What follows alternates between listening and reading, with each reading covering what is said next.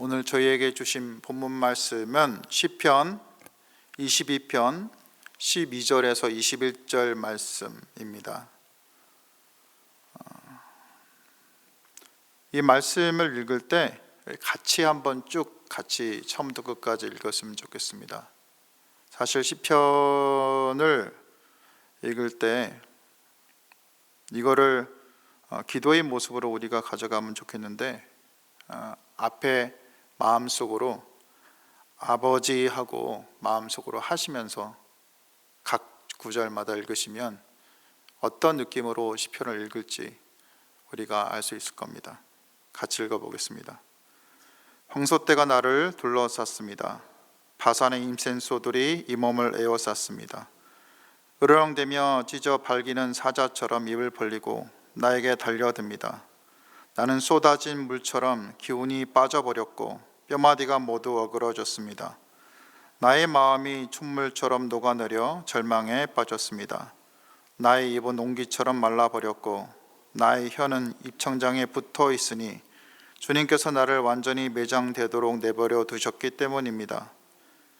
개들이 나를 둘러싸고 악한 일을 저지르는 무리가 나를 에워싸고 내 손과 발을 묶었습니다. 뼈마디 하나하나가 다 셀 수 있을 만큼 앙상하게 드러났으며 원수들도 나를 보고 즐거워합니다. 나의 겉옷을 원수들이 나누어 가지고 나의 속옷도 제비를 뽑아서 나누어 가집니다. 그러나 나의 주님, 멀리하지 말아 주십시오. 나의 힘이신 주님, 어서 빨리 나를 도와주십시오. 내 생명을 원수의 칼에서 건져 주십시오. 하나뿐인 나의 목숨을 개의 입에서 빼내어 주십시오. 사자의 입에서 나를 구하여 주십시오. 들소의 뿔에서 나를 구하여 주십시오. 아멘.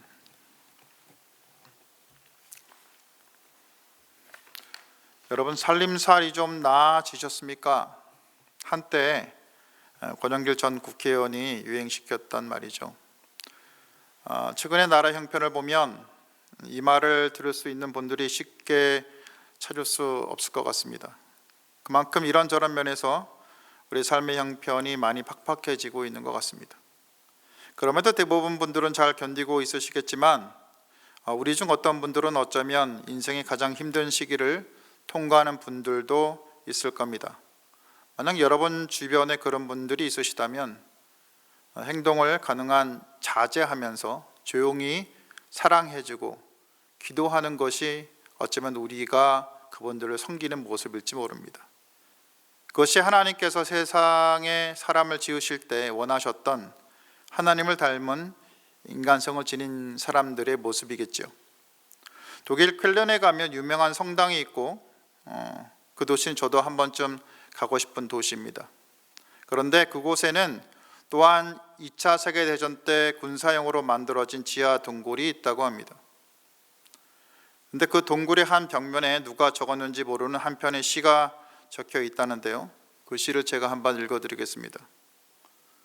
태양이 구름에 가려 빛나지 않을지라도 나는 태양이 있음을 믿습니다. 사랑이라곤 조금 더 느껴지지 않을지라도 나는 사랑을 믿습니다. 하나님께서 침묵 속에서 계시더라도 나는 하나님을 믿습니다.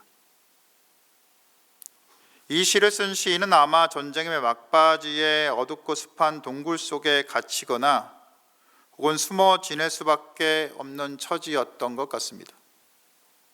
아무도 도와주지 않은, 어떤 빛도 없는 죽음의 공포 속에 그에게 아무것도 느껴지지 않고 사랑이 사라져 버린 것처럼 여겨지더라도 믿을 수 있는 단 한 분인 하나님마저 끝없는 침묵으로 일관하고 계신다 할지라도 시인은 좌절하지 않습니다.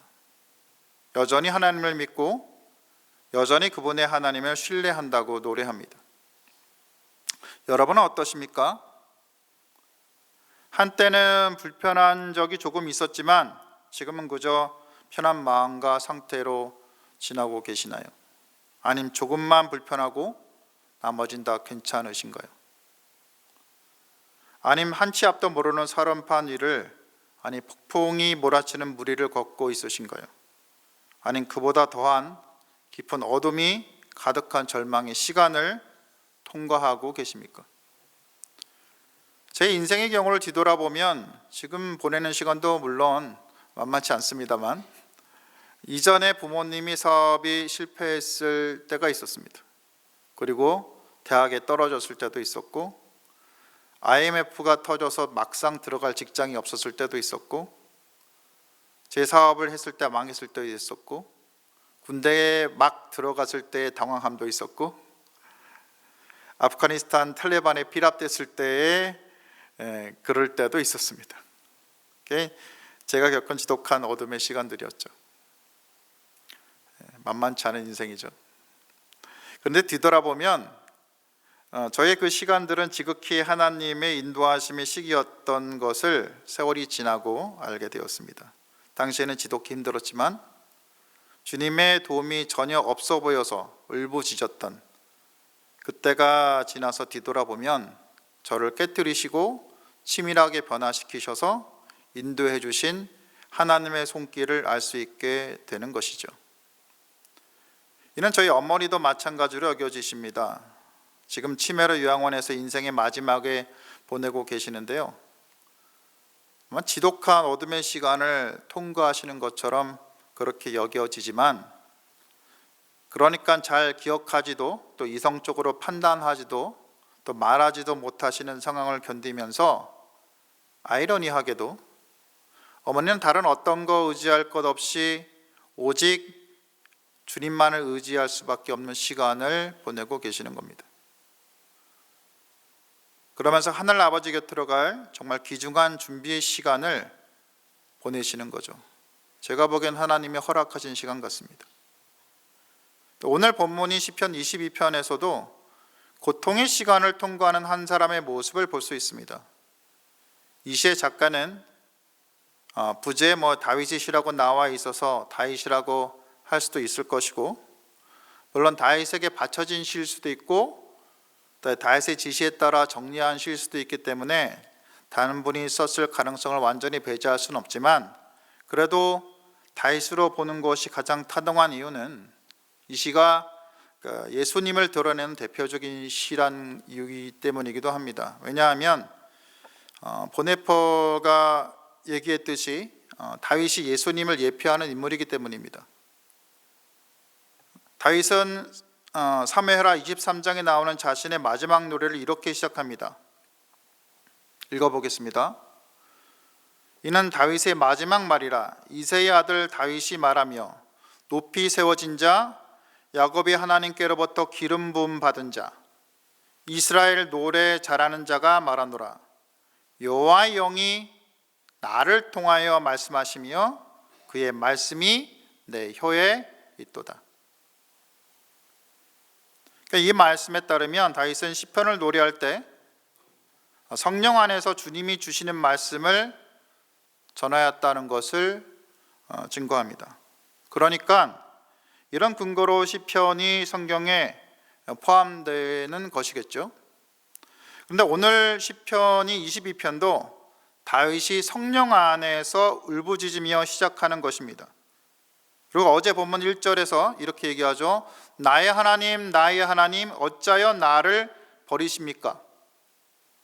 이 구절도 성령 안에서 울부짖는 기도의 시작이라 할 것입니다.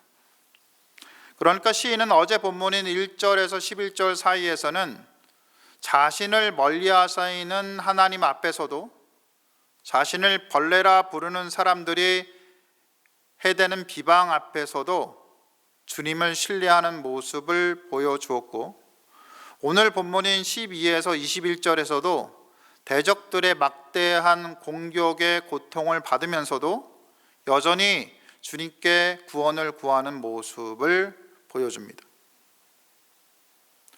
우선 12, 13절에서 다윗은 강력한 대적에게 포위되었다고 탕식합니다. 그들이 뭐냐면 황소들입니다. 바산의 힘센 소들이나 으르렁대며 찢어 발기는 사자처럼 이런 대적들이 다윗에게 다가와서 다윗을 둘러싸고 죽이려고 합니다. 사실 그 당시의 문화에서 이런 동물을 가지고 다른 신들을 표현하는 경우가 많았습니다. 그러니까 이 악한 힘센 동물들 같은 경우에는 적이나 대적들이나 다른 신들을 표현할 수 있다는 겁니다. 다른 민족을 표현할 수도 있고요. 그러니까 여기서 바사는 또 이렇게 합니다. 이스라엘 북동편에 위치한 골란고원입니다. 이스라엘에 있으면 여기 갈릴리 바다가 있고 여기 위에 제일 꼭대기, 옛날에 바산악 옥이라고 한 말씀을 기억하시죠? 그래서 바산 지역이 바로 골란고원 지역인데 이스라엘 북동쪽 끝편에 있습니다. 그래서 그쪽에 있는 것을 말하는데 그것이 비옥하다 그래요. 그래서 소들이 굉장히 크고 힘이 세기로 유명했습니다. 그런 소들이 삥 둘러싼 것처럼 굉장히 두렵겠죠. 그런 상황에서 다윗이 놓였다는 겁니다. 그런데 시인은 다음 절에서 얘기한 것처럼 이런 대적들의 공격에 몸과 마음이 지쳐버립니다. 그는 자신이 더 이상 주워 담을 수 없는 쏟아진 물처럼 기운이 빠졌다고 얘기합니다. 뼈마디가 분리되어서 어그러졌다 그럽니다. 그 마음이 촛물처럼 녹아내어서 절망에 빠졌다고 얘기합니다. 이런 대적들의 공격 앞에서 무너지는 겁니다. 하나님을 온전하게 믿고 하나님이 함께 하신다는 것이 느껴져도 힘들 텐데 하나님의 임재가 느껴지지 않는 겁니다. 대적 앞에서 마음이 촛물처럼 녹아내리는 거죠. 그래서 입은 질그른 조각처럼 바싹바싹 마르고 혀는 입천장에 붙어서 아무 말도 못하고 완전히 무너져 가는 겁니다. 이유는 주님이 그의 기도에 응답하지 않으셨다고 시인은 말합니다. 그가 죽음의 흙구덩이 속에 완전히 매장되도록 하나님이 그를 내버려 두셨다는 겁니다.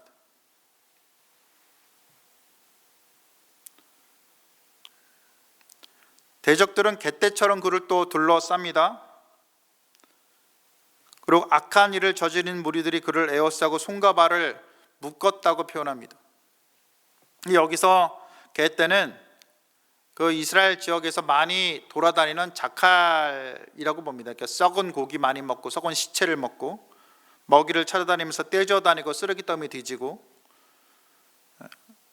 아주 이런 어떤 역겨운 모습을 지니는 자들을 실은 시인은 악인으로 비유한 겁니다. 더하여서 손과 발을 묶었다는 표현은 히브리 원어에서 보면 이 묶었다는 단어가 없습니다.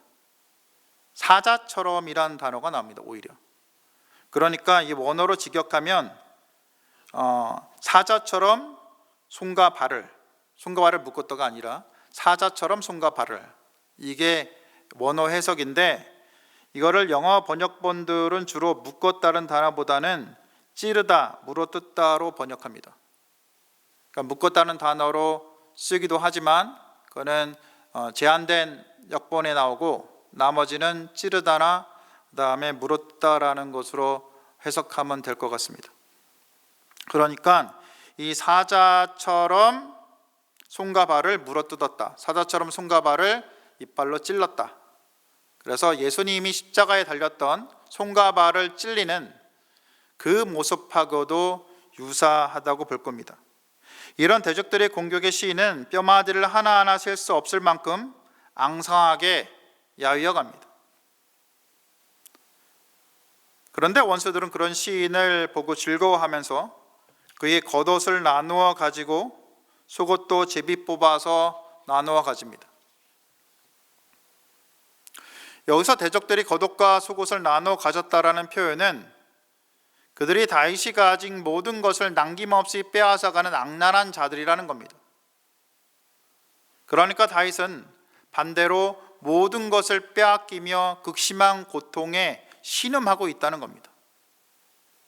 바로 이런 표현은 다윗에게서 모든 것을 빼앗아가라는 악인들의 악랄함을 총체적으로 말한 것일 텐데, 성도 여러분도 아시다시피 이 비유적 표현은 예수님에게 문자적으로 이루어진 표현입니다.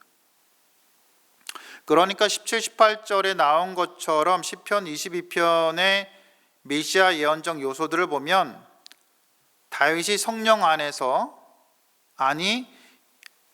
성령 안에 있는 예수님의 영 안에서 미래에 일어날 일을 느끼거나 직접 보거나 했다는 사건을 기록했다라는 거죠. 예언적인 표현입니다.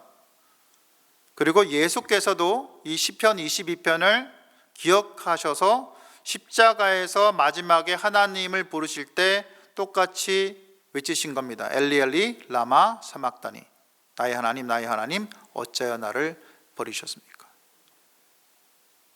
여기서 우리가 착각하지 말아야 할 것은 하나님께서는 우리 인간들처럼 시간에 매인 존재가 아니시라는 겁니다. 하나님께서는 모든 장소, 시간에 모두 계시는 분이십니다. 그러니까 인간에게는 먼 과거, 3000년 전, 4000년 전에 다윗이 살아있던 그 시간이나 아니면 2000년 전에 예수께서 십자가에 달리신 그 사건이나 현재 우리가 살아서 이 설교를 듣고 있는 이 시간이나 하나님 앞에서는 언제나 같은 시간이란 겁니다.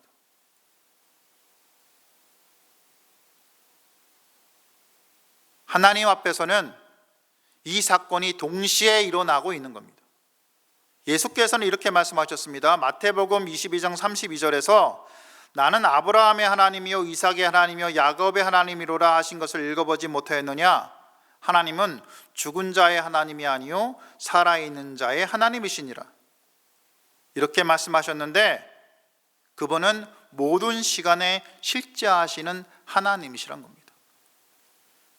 그러니까 여러분이 과거에 어떤 시간에 가장 고통받았던 그 시간에 함께 계시는 그 하나님과 지금 조금 편안한 나의 시간에 함께 계신 그 하나님과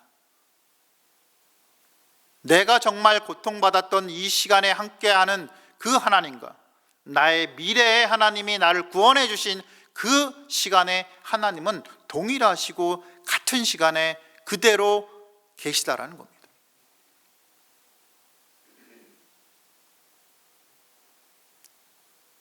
이걸 기억한다면 우리가 받는 고통을 하나님이 얼마나만큼 잘 아시는지 우리가 안다는 거죠. 알 수 있다는 거죠.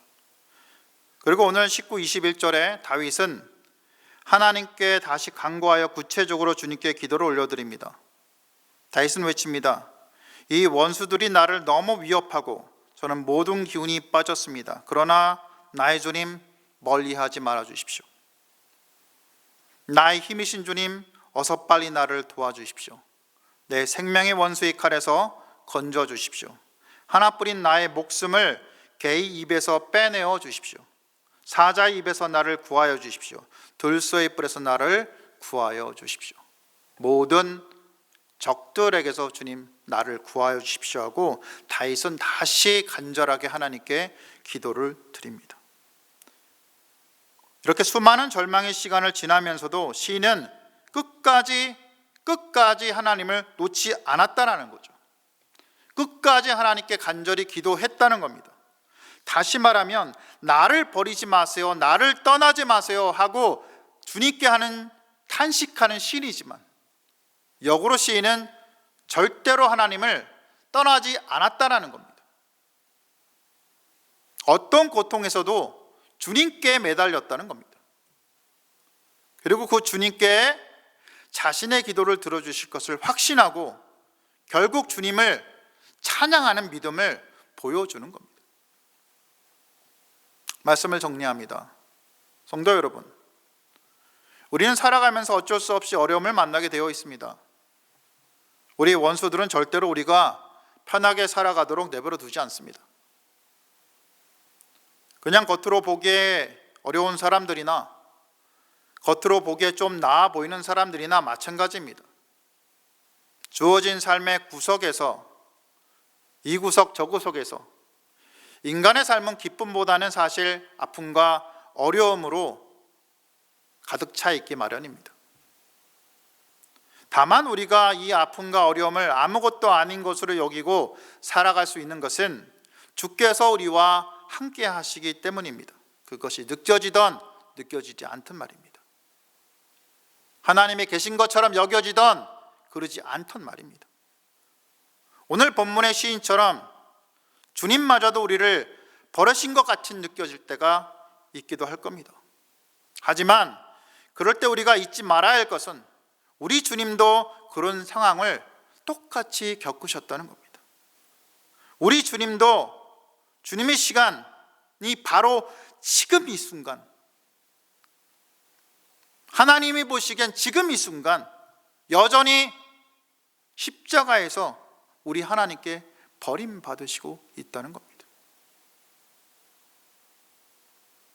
그리고 그 십자가에서 나의 하나님 왜 나를 버리셨나이까 하는 그 기도의 응답을 주님이 들으셨습니까? 아닙니다. 버림받으셨습니다. 죽음 이후에 대신에 부활 때 하나님은 응답하십니다. 그 기도와 응답이 예수님께서도 다른 때에 받으셨죠. 우리도 하나님께 기도할 때 다른 시간에 하나님의 방법으로 우리에게 응답을 해 주신다라는 겁니다. 그리고 그 하나님은 우리에게 이런 방법으로 예수님을 버림으로 해서 영원한 생명을 허락하신 분이기도 합니다. 그러니 우리가 겪는 아픔과 고통이 있다면 우리가 그분께 모든 걸 맡겨야 합니다. 여전히 존재하는 나의 문제에 대해서 그분께 끝까지 기도하며 매달려야 합니다. 지금도 우리의 아픔을 자신의 아픔으로 기억하시는 주님께 우리의 아픔을 알려드려야 합니다. 위로를 구하십시오. 우리 삶의 가장 어두운 구석을 주님의 빛으로 덮어서 채워달라고 요청하십시오. 그런 여러분들이 다 됐으면 합니다. 그런 여러분들이 다 되시기를 주님의 이름으로 간절히 축원드립니다. 기도 제목 말씀드리겠습니다. 말씀을 들으며 기도하겠습니다. 우리가 겪은 아픔과 고통이 분명히 있을 겁니다. 우리 모든 짐을 주님께 맡기십시오. 그분은 여전히 지금 이 시간에도 우리를 사랑하셔서 십자가의 고통을 지금 현 시간에, 인간의 시간이 아닌 하나님의 그 현 시간에 겪고 계시는 분이십니다.